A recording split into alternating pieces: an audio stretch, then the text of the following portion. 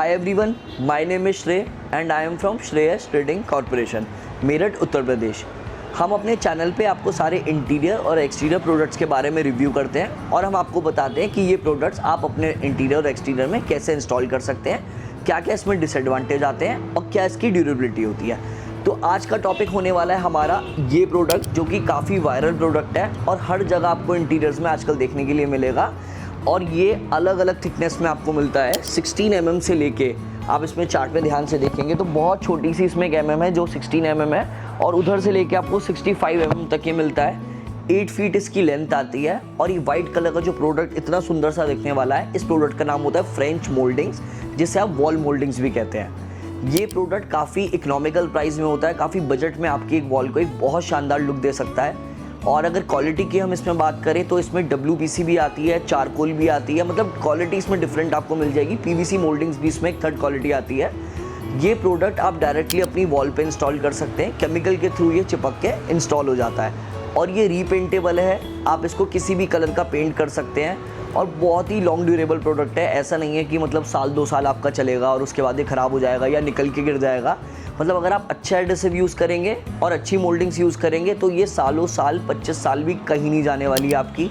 बस हाँ, जब आपका घर पेंट होगा, मतलब 5-6 साल में, 7 साल में एक बार ना आप घर अपना पेंट कराते ही कराते हैं, तो उसके साथ आपको ये टचअप के लिए पेंट कराना होगा, ताकि हमेशा इसकी शाइनिंग आगे तक चलती रहे आपकी।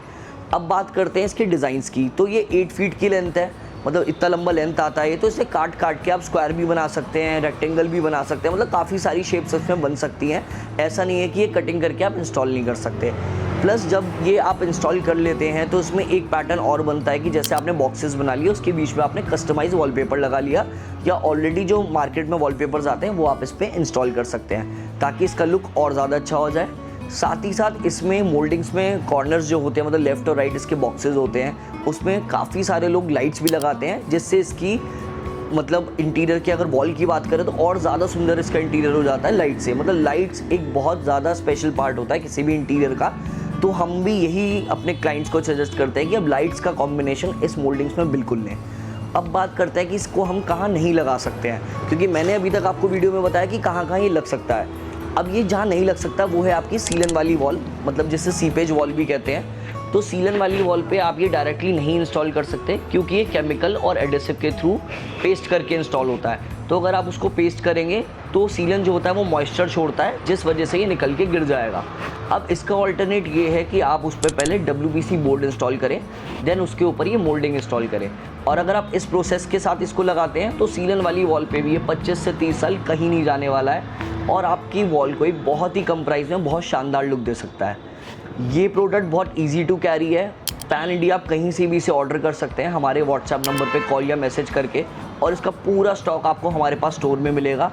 और अगर इस प्रोडक्ट की और इन्फॉर्मेशन आप जानना चाहते हैं या आप चाहते हैं कि इसके बारे में और आपको कुछ पूछना है, तो आप हमारे कमेंट बॉक्स में वो टाइप करके पूछ सकते हैं। हम सारी चीज़ों का आपका आंसर देंगे, या हमारे व्हाट्सएप नंबर पे कॉल या मैसेज करके भी आप अपनी क्वेरी रिजॉल्व कर सकते हैं। और इस वीडियो को हम यहीं ख़त्म करते हैं और आपको मिलते हैं अपनी नेक्स्ट वीडियो में, जिसमें हम आपको और भी इंटीरियर और एक्सटीरियर प्रोडक्ट्स के बारे में बताएंगे।